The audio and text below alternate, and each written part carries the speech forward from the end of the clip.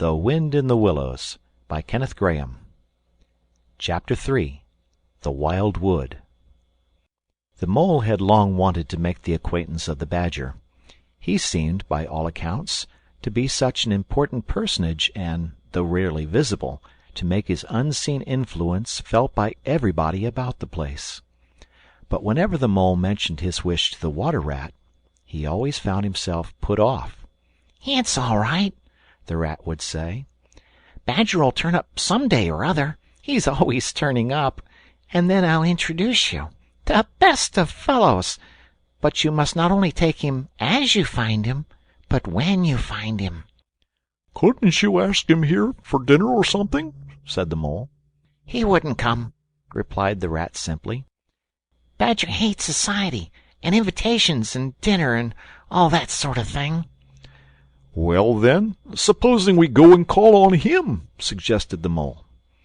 "Oh, I'm sure he wouldn't like that at all," said the Rat, quite alarmed. "He's so very shy. He'd be sure to be offended. I've never even ventured to call on him at his own home myself, though I know him so well. Besides, we can't. It's quite out of the question, because he lives in the very middle of the wild wood." "Well, supposing he does," said the Mole. "You told me the wild wood was all right, you know." "Oh, I know, so it is," replied the Rat evasively. "But I think we won't go there just now. Not just yet. It's a long way, and he wouldn't be at home at this time of year anyhow. And he'll be coming along some day, if you'll wait quietly." The Mole had to be content with this, but the Badger never came along, and every day brought its amusements, and it was not till summer was long over, and cold and frost and miry ways kept them much indoors, and the swollen river raced past outside their windows with a speed that mocked at boating of any sort or kind, that he found his thoughts dwelling again with much persistence on the solitary gray Badger, who lived his own life by himself, in his hole in the middle of the wild wood. In the winter time the Rat slept a great deal, retiring early and rising late. During his short day he sometimes scribbled poetry or did other small domestic jobs about the house, and of course there were always animals dropping in for a chat, and consequently there was a good deal of story-telling and comparing notes on the past summer and all its doings. Such a rich chapter it had been, when one came to look back on it all, with illustrations so numerous and so very highly colored. The pageant of the riverbank had marched steadily along, unfolding itself in scene pictures that succeeded each other in stately procession. Purple loosestrife arrived early, shaking luxuriant tangled locks along the edge of the mirror whence its own face laughed back at it. Willow herb, tender and wistful, like a pink sunset cloud, was not slow to follow. Comfrey, the purple hand in hand with the white, crept forth to take its place in the line, and at last one morning the diffident and delaying Dog-Rose stepped delicately on the stage, and one knew, as if string music had announced it in stately chords that strayed into a gavotte, that June at last was here. One member of the company was still awaited, the shepherd boy for the nymphs to woo, the knight for whom the ladies waited at the window, the prince that was to kiss the sleeping summer back to life and love. But when Meadowsweet, debonair and odorous in amber jerkin, moved graciously to his place in the group, then the play was ready to begin. And what a play it had been! Drowsy animals snug in their homes, while wind and rain were battering at their doors, recalled still keen mornings, an hour before sunrise, when the white mist, as yet undispersed, clung closely along the surface of the water. Then the shock of the early plunge, the scamper along the bank, and the radiant transformation of earth, air, and water, when suddenly the sun was with them again, and gray was gold, and color was born and sprang out of the earth once more. They recalled the languorous siesta of hot midday, deep in green undergrowth, and sun striking through in tiny golden shafts and spots, the boating and bathing of the afternoon, the rambles along dusty lanes and through yellow cornfields, and the long, cool evening at last, when so many threads were gathered up, so many friendships rounded, and so many adventures planned for the morrow. There was plenty to talk about on those short winter days when the animals found themselves round the fire.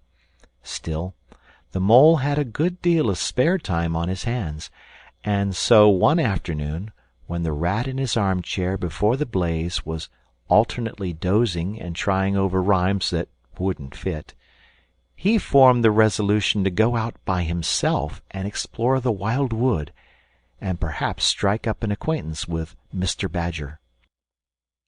It was a cold, still afternoon, with a hard, steely sky overhead, when he slipped out of the warm parlour into the open air.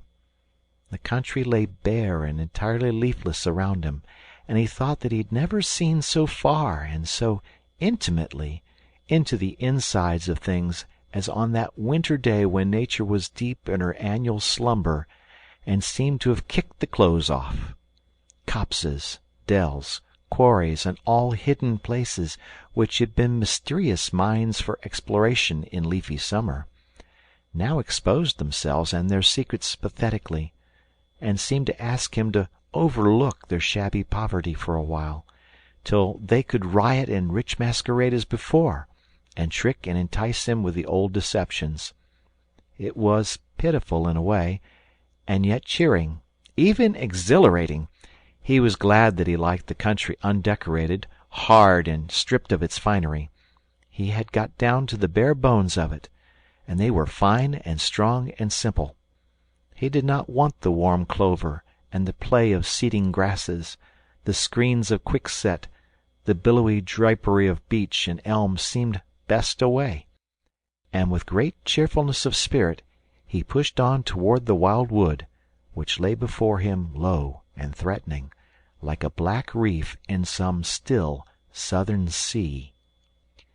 There was nothing to alarm him at first entry.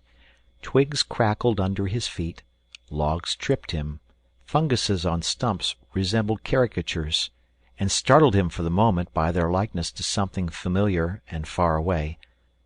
But that was all fun and exciting. It led him on, and he penetrated to where the light was less, and trees crouched nearer and nearer, and holes made ugly mouths at him on either side. Everything was very still now. The dusk advanced on him steadily, rapidly, gathering in behind and before, and the light seemed to be draining away like flood water.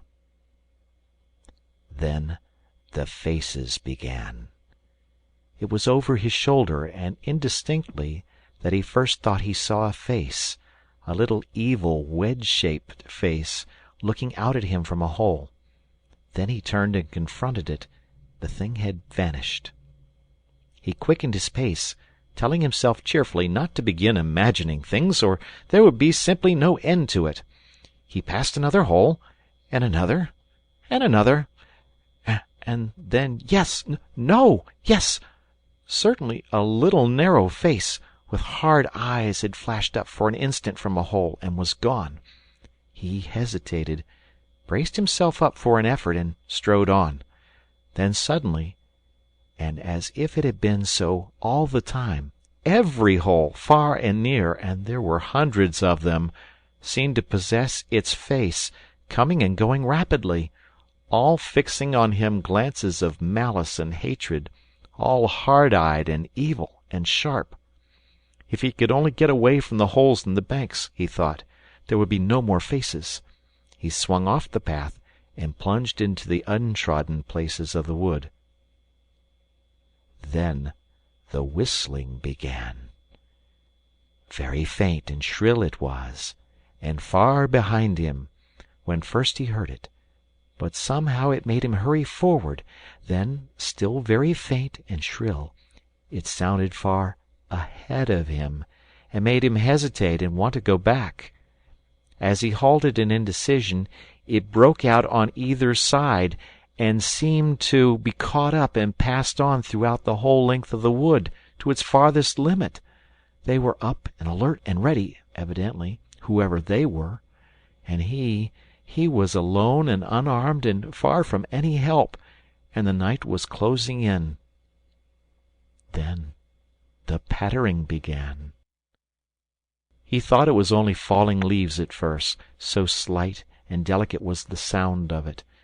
Then as it grew it took a regular rhythm, and he knew it for nothing else but the pat, pat, pat of little feet still a very long way off. Was it in front or behind? It seemed to be first one and then the other, then both. It grew and it multiplied, till from every quarter as he listened anxiously, leaning this way and that, it seemed to be closing in on him. As he stood still to hearken, a rabbit came running hard towards him through the trees. He waited, expecting it to slacken pace, or to swerve from him into a different course. Instead, the animal almost brushed him as it dashed past, its face set and hard, its eyes staring. "Get out of this, you fool! Get out!" The mole heard him mutter as he swung round a stump and disappeared down a friendly burrow. The pattering increased till it sounded like sudden hail on the dry leaf carpet spread around him. The whole wood seemed running now, running hard, hunting, chasing, closing in round something or somebody. In panic he began to run too, aimlessly, he knew not whither. He ran up against things, he fell over things and into things, he darted under things and dodged round things. At last he took refuge in the deep dark hollow of an old beech tree, which offered shelter, concealment, perhaps even safety, but who could tell? Anyhow, he was too tired to run any farther, and could only snuggle down into the dry leaves which had drifted into the hollow, and hope he was safe for a time. And as he lay there panting and trembling, and listening to the whistlings and the patterings outside, he knew it at last in all its fullness, that dread thing which other little dwellers in field and hedgerow had encountered here, and known as their darkest moment, that thing which the rat had vainly tried to shield him from, the terror of the wild wood. Meantime the rat, warm and comfortable, dozed by his fireside. His paper of half-finished verses slipped from his knee, his head fell back, his mouth opened, and he wandered by the verdant banks of dream rivers. Then a coal slipped, the fire crackled and sent up a spurt of flame, and he woke with a start. Remembering what he had been engaged upon, he reached down to the floor for his verses, pored over them for a minute, and then looked round for the mole to ask him if he knew a good rhyme for something or other. But the mole was not there. He listened for a time. The house seemed very quiet. Then he called "Moley" several times, and receiving no answer, got up and went out into the hall. The mole's cap was missing from its accustomed peg. His galoshes, which always lay by the umbrella stand, were also gone. The rat left the house and carefully examined the muddy surface of the ground outside, hoping to find the mole's tracks. There they were, sure enough. The galoshes were new, just bought for the winter, and the pimples on their soles were fresh and sharp. He could see the imprints of them in the mud, running along straight and purposeful, leading direct to the wild wood. The rat looked very grave, and stood in deep thought for a minute or two. Then he re-entered the house, strapped a belt round his waist, shoved a brace of pistols into it, took up a stout cudgel that stood in a corner of the hall, and set off for the wild wood at a smart pace. It was already getting towards dusk when he reached the first fringe of trees, and plunged without hesitation into the wood, looking anxiously on either side for any sign of his friend. Here and there wicked little faces popped out of holes, but vanished immediately at sight of the valorous animal, his pistols, and the great ugly cudgel in his grasp. And the whistling and pattering, which he had heard quite plainly on his first entry, died away and ceased, and all was very still.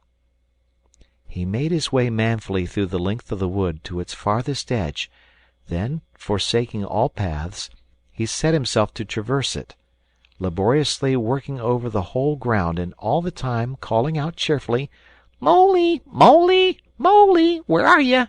It's me, it's old Rat." He had patiently hunted through the wood for an hour or more, when at last, to his joy, he heard a little answering cry. Guiding himself by the sound, he made his way through the gathering darkness to the foot of an old beech tree with a hole in it, and from out of the hole came a feeble voice saying, "Ratty, is that really you?" The Rat crept into the hollow, and there he found the Mole, exhausted and still trembling. "Oh, Rat!" he cried, "I've been so frightened, you can't think." "Oh, I quite understand," said the Rat soothingly. "You shouldn't really have gone and done it, Mole.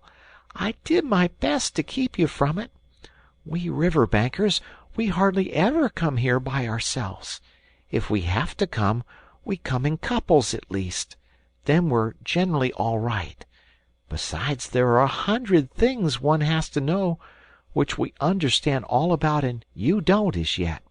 I mean passwords and signs and sayings which have power and effect, and plants you carry in your pocket, and verses you repeat, and dodges and tricks you practice. All simple enough when you know them, but they've got to be known if you're small, or you'll find yourself in trouble. Of course, if you were Badger or Otter, it would be quite another matter." "Surely the brave Mr. Toad wouldn't mind coming here by himself, would he?" inquired the Mole. "Old Toad?" said the Rat, laughing heartily. "He wouldn't show his face here alone, not for a whole hatful of golden guineas, Toad wouldn't." The Mole was greatly cheered by the sound of the Rat's careless laughter, as well as by the sight of his stick and his gleaming pistols, and he stopped shivering and began to feel bolder and more himself again. "Now then," said the Rat presently, "we really must pull ourselves together and make a start for home while there's still a little light left. It will never do to spend the night here, you understand. Too cold, for one thing." "Dear Ratty," said the poor Mole, "I'm dreadfully sorry, but I'm simply dead beat, and that's a solid fact. You must let me rest here a little while longer and get my strength back, if I'm to get home at all." "Oh, all right," said the good-natured Rat. "Rest easy.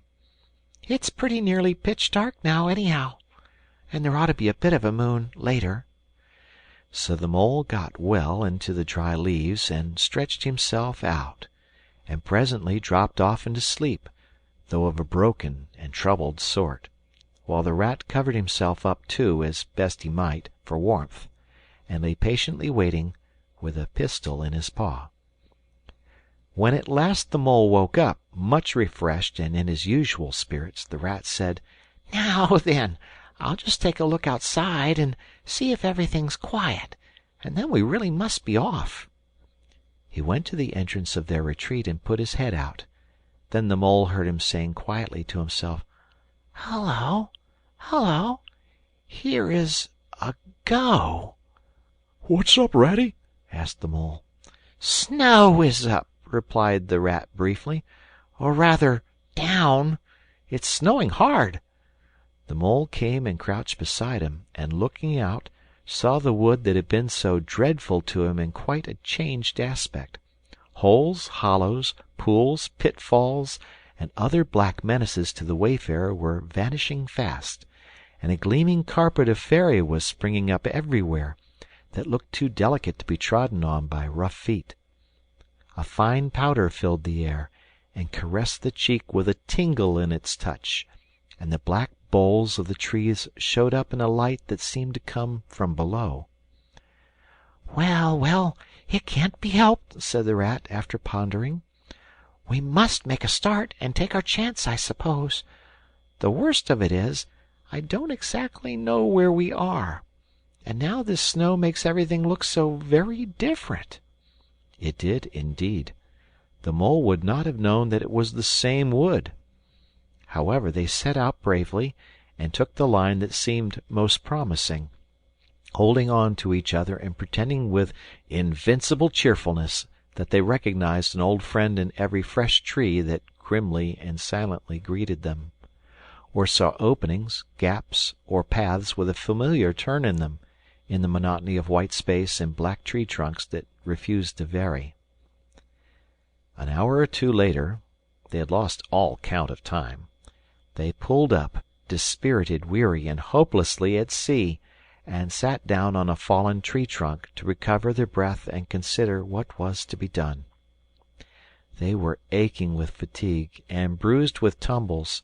They had fallen into several holes and got wet through, and the snow was getting so deep they could hardly drag their little legs through it. And the trees were thicker and more like each other than ever. There seemed to be no end to this wood, and no beginning, and no difference in it, and worst of all, no way out. "We can't sit here very long," said the Rat. "We shall have to make another push for it, and do something or other. The cold is too awful for anything, and the snow will soon be too deep for us to wade through." He peered around him and considered. "Look here," he went on. "This is what occurs to me. There's a sort of dell down here in front of us, where the ground seems all hilly and humpy and hummocky. We'll make our way down into that, and try and find some sort of shelter, a cave or hole with a dry floor to it, out of the snow and the wind, and there we'll have to make a good rest before we try again, for we're both of us pretty dead beat. Besides, the snow may leave off, or something may turn up." So once more they got on their feet and struggled down into the dell, where they hunted about for a cave or some corner that was dry and a protection from the keen wind and the whirling snow. They were investigating one of the hummocky bits the Rat had spoken of, when suddenly the Mole tripped up and fell forward on his face with a squeal. "Oh, my leg!" he cried. "Oh, my poor shin!" And he sat up on the snow and nursed his leg in both his front paws. "Poor old Mole," said the Rat kindly. "You don't seem to be having much luck today, do you? Let's have a look at the leg. Yes," he went on, going down on his knees to look, "you've cut your shin, sure enough. Wait till I get at my handkerchief, and I'll tie it up for you." "I must have tripped over a hidden branch or a stump," said the Mole miserably. "Oh, my! Oh, my!" "It's a very clean cut," said the Rat, examining again attentively. "That was never done by a branch or a stump. Looks as if it was made by the sharp edge of something metal. Funny." He pondered a while, and examined the humps and slopes that surrounded them. "Well, never mind what done it," said the Mole, forgetting his grammar in his pain. "It hurts just the same, whatever done it." But the Rat, after carefully tying up the leg with his handkerchief, had left him and was busily scraping in the snow. He scratched and shoveled and explored, all four legs working busily, while the Mole waited impatiently, remarking at intervals, "Oh, come on, Rat!" Suddenly the Rat cried, "Hooray!" and then, "Hooray, hooray, hooray, hooray, hooray!" and fell to executing a feeble jig in the snow.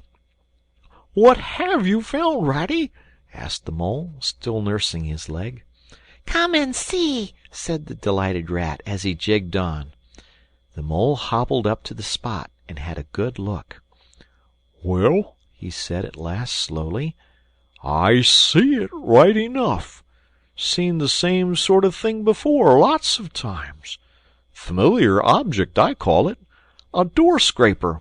Well, what of it? Why dance jigs around a door scraper?" "But don't you see what it means, You dull-witted animal!" cried the Rat impatiently. "Of course I see what it means," replied the Mole. "It simply means that someone very careless and forgetful has left his door scraper lying about in the middle of the wild wood, just where it's sure to trip everybody up. Very thoughtless of him, I call it. When I get home I shall go and complain about it, too, to somebody or other, see if I don't." "Oh, dear! Oh, dear!" cried the Rat, in despair at his obtuseness. Here, stop arguing and come and scrape." And he set to work again and made the snow fly in all directions around him. After some further toil his efforts were rewarded, and a very shabby door-mat lay exposed to view. "There! What did I tell you?" exclaimed the Rat in great triumph. "Absolutely nothing whatever," replied the Mole, with perfect truthfulness. "Well, now," he went on, "you seem to have found another piece of domestic litter, done for and thrown away, and I suppose you're perfectly happy. Better go ahead and dance your jig round that if you've got to, and get it over, and then perhaps we can go on and not waste any more time over rubbish heaps. Can we eat a doormat? Or sleep under a doormat? Or sit on a doormat and sledge home over the snow on it, you exasperating rodent?" "Do you mean to say," cried the excited Rat, "that this doormat doesn't tell you something?" "Really, Rat," said the Mole quite pettishly, "I don't think we'd had enough of this folly.